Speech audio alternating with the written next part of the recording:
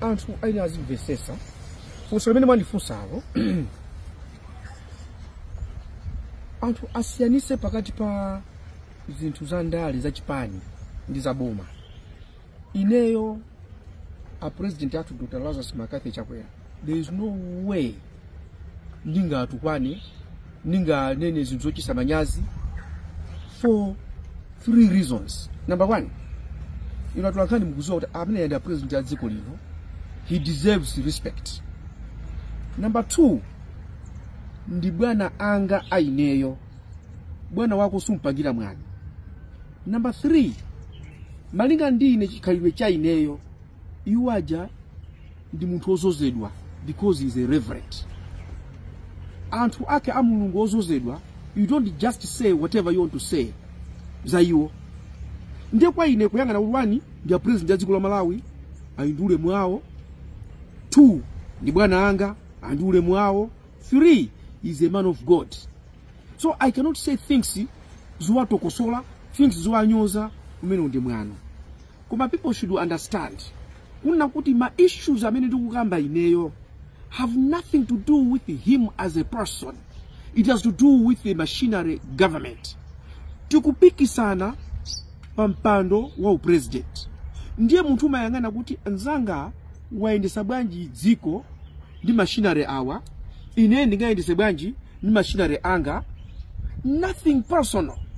Ndiye anthu ena akumafuna kumaikapo timauta mbirimbiri ma propaganda. And ndinenso pano kuna kuti I am proud to say and I thank God kuti ineyo ndi vice president woyamba kugwira ntchito bwino ndi president wache popanda mapokoso. And ndigwira ntchito ndi alemekeza chisankho chichitika. I will respect him forever and I wish him all the best. President zakhapo mmodzi amene Mulungu akumuziwa. Ndiyeno funso lina munafuna kuti ndipange confirm kuti kodi ndimalankhulana ndi APM malinga ndi social media kuti ndimanena kuti ndingalula za MCP. Ine sine mwana zimene ndimalankhulana ndi a president in confidence siningaza ulule ndipangono pomwe. Malawi Congress Party ndi chipani chimene chili nawo pampikisano. Iwonso ali ndi zinthu zimene azizikamba zokhuza ndi odia zache. Asamakambe zinthu za ineyo as a person. Chifukwa ndife Malawi, ndife amodzi. Ndiona ngati kuti mina makhwimidwe amitu kuti munthu azindikire kuti nkhani iyi ndi issue based. Iyi ndiyo khuza munthu as a person. Pera pa yezu kumasokonekera. Pazikhala zambiri zolembedwa pa social media, propaganda, oh my gosh, wati mwakuti. One thing that I can say here. Sina khale ndi maganizo, ndibe maganizo oti ndikabisale pena pake ndizikakamba za chisisi zimene ndimakamba ya president kapena ndikuziziwa polankhula ndi Malawi Congress Party. After all, Malawi Congress Party ndine sina khale pasi makabira chila chiyonse ndimakambira ndi ya president. Ndiye pa propaganda osewe ndisingayankhe because they will be there forever. But my issues amene ndikudziwa kuti awandi olakwika ineyo ndingapanga handle differently. Ndizi zinena because it's campaign. I want to be president of the Republic of Malawi, just like Bwana Chakwera afuna chitire, just like Enaso afuna chitire. Ndi anthu sati ombanise mitu. We have worked well together and we will still work well together in the government. I wish him all the best. Kumazoti kumane nana zinthu zosakhala bwino pa umunthu ndi chimo, and I don't want to do that. Ndiye yankulanga ndi limene rolo. Ziko. Zana last week kapena tisitika ndi wiki ya yomwe ikutai anabwera president Chakwera ndi MCP yake yonse ndi uja amati Chimwendo Banda amene amanena kuti kuno kumangochi boma la MCP likumanga msewu wa Makanjira.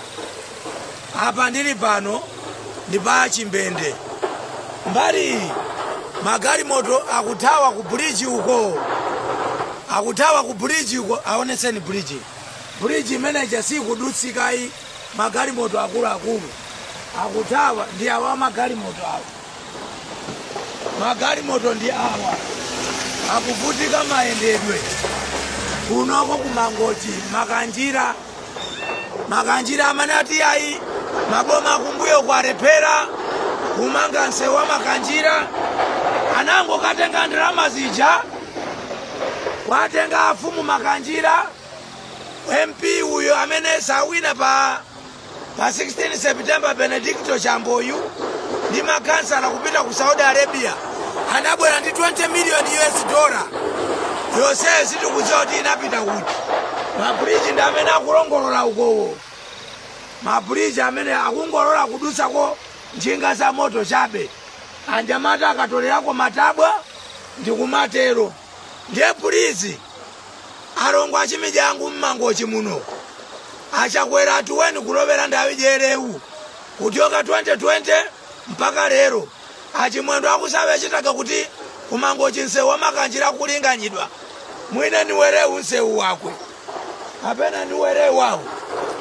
Nsewu wakwe niwerewu. Waringenya achimwendo na achakwera. Bwana tikutokoza mamanga nsewu wamakanjira maboma yena kumbuyoku.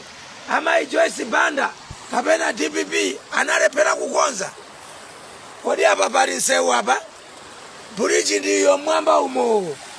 Andu akulepera kudutsa.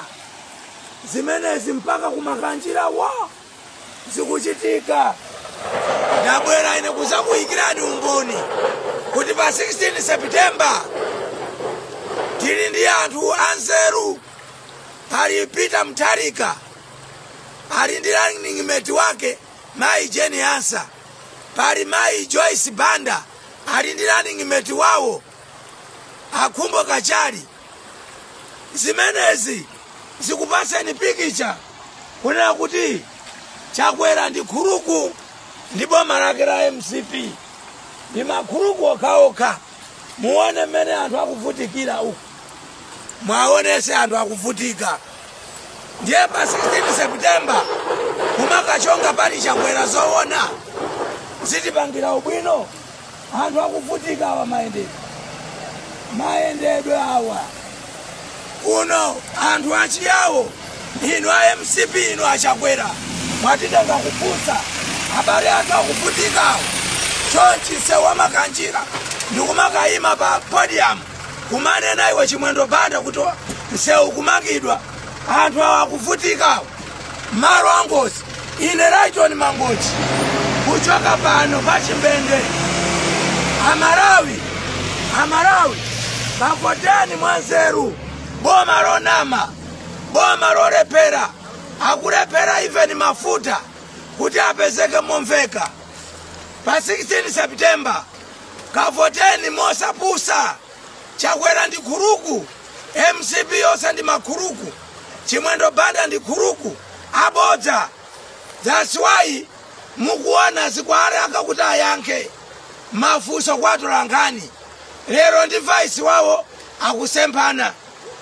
Amanganya na oso amanganya musamvere ndi amadrama amatenga chigulu cha anthu kupita kugula nkhuku ndi kumadikula.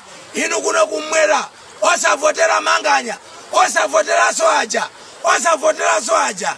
Nkhani mukuiziwa anthu amene aonetsa chikondi pa utsogoleri wawo. Pali Mai Joyce Banda, pali Peter Mutharika. Kuchoka pano pa Chimbende ine ndiye Mauje Rayton Mangochi.